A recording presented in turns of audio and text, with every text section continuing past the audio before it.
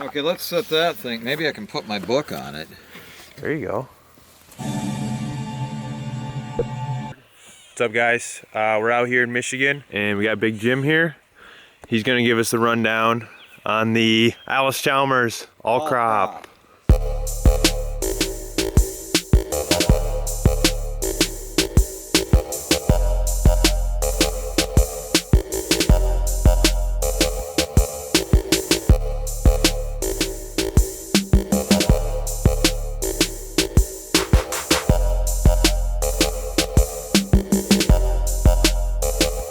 It's called an all crop because it can harvest many crops, including and especially grain. This year we're growing some oats, and we've also grown some rye. But if you look in the all crop list of crops that it can harvest, there's 107 in this book. The last one is zinnia. They had many kinds of beans though, amazing, 20 different kinds of beans the all crop can harvest. But every one of those crops has a particular speed and setting that it has to be, the machine has to be adjusted to, and they're all in this manual. This manual is a pretty valuable manual. So let's start with the front and how the combine works. This is pulled by a tractor. The tractor has a shaft that comes out of the back that this thing plugs onto as the power takeoff. So this is like a drive shaft on a car. It spins at 540, well actually it's 535 revolutions per minute.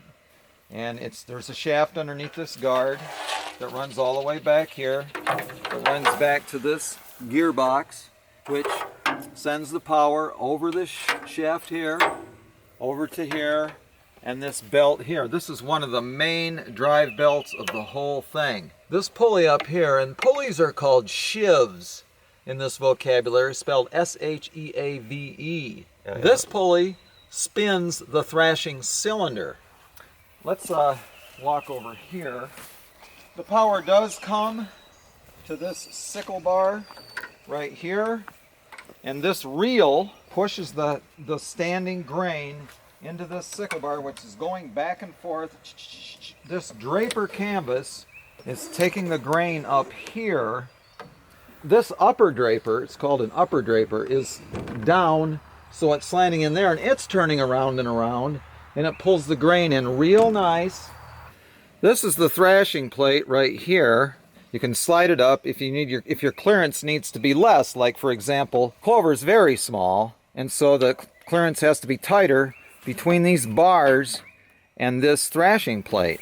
But the idea was you've got a rubber thrashing plate and rubber on this bar that's spinning at about 1200 RPMs, and it just gently rubs the grain out of the heads, and there's less danger of the wheat or oats or whatever the seed is cracking. So the grain is thrashed out here, but all the straw, everything still is basically going into the combine at this point. This shaft is right in the middle of that cylinder, so if the cylinder gets stuck, you can stick a bar in through this and you can crank it through and get it started again.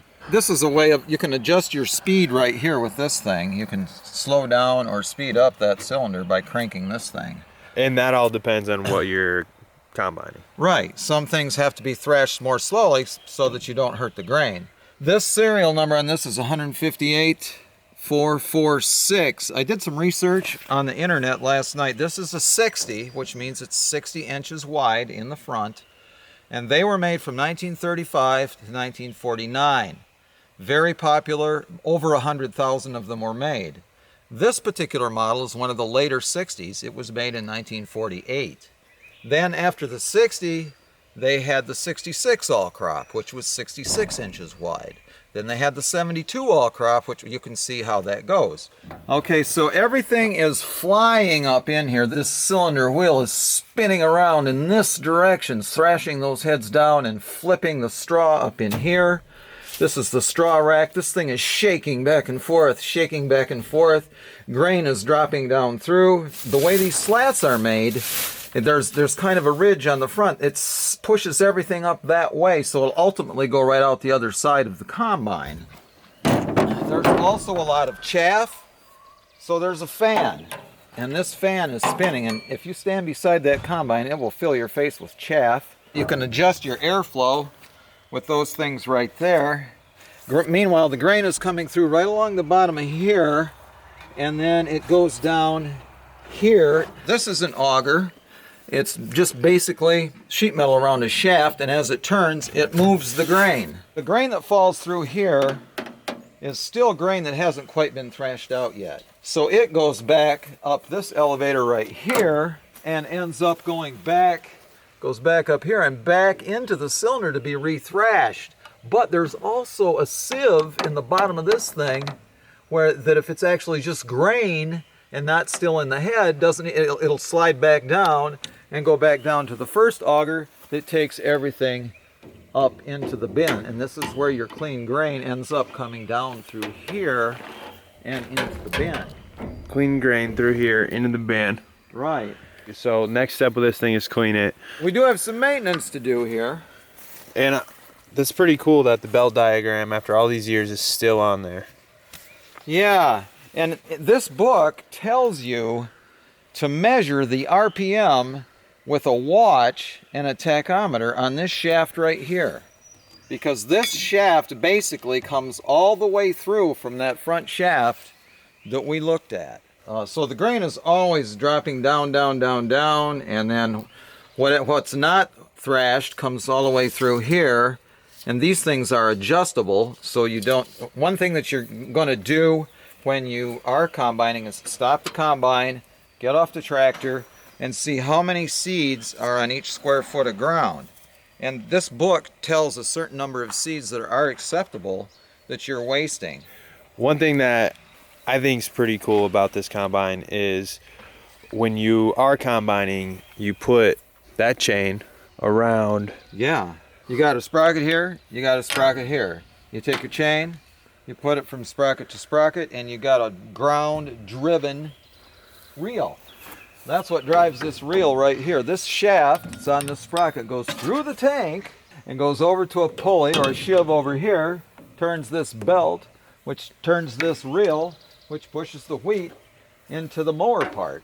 And the things on the reel, according to this book, are called bats, B-A-T-T-S. Those slats that go across are called bats. Slats are bats. Slats are bats. Let's say you got a full load of wheat in here and it's time to get it out. So you just pull up and you flip that thing down so it's sticking out. Take the combine out of gear like this.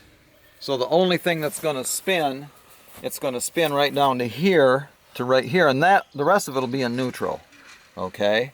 And then you just grab this thing right here. You got your belt going up here. You hit this, boom, and it's brrr, and grain comes out into your whatever you're storing it in, or whatever truck or wagon or gravity box you're going to put it in. Now, one thing that we didn't show is there's an elevator back there. These are the elevators that go up to the bin. So the auger in the back goes to the elevator. There's an auger that goes right through here.